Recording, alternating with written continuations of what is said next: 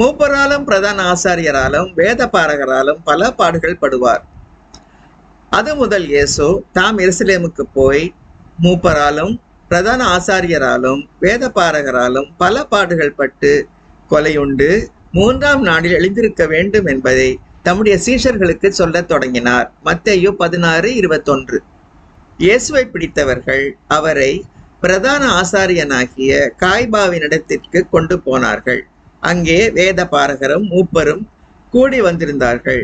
பேதுரு தூரத்திலே அவருக்கு பின் சென்று பிரதான ஆசாரியனுடைய அரமனை வரைக்கும் வந்து உள்ளே பிரவேசித்து முடிவை பார்க்கும்படி சேவகரோடே உட்கார்ந்தான்.